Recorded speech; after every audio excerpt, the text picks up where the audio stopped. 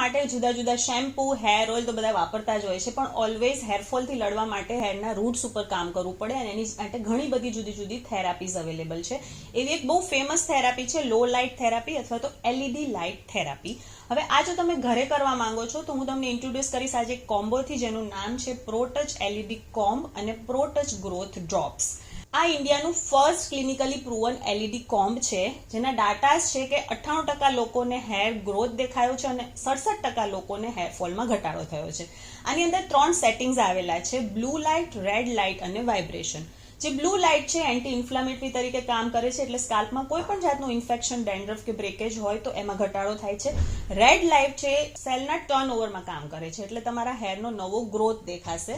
અને જે વાઇબ્રેશન છે એ તમારું ક્લાસિક જે આપણું હેરનું મસાજ કરીએ છીએ આપણે એને રિપ્લેસ કરે છે. એનાથી સ્કાલ્પમાં બ્લડનું સર્ક્યુલેશન વધે છે. અને આ ટાઈમે તમે એની સાથે જે ડ્રોપ્સ આવે છે એ લગાડીને તમે મસાજ કરી શકો છો.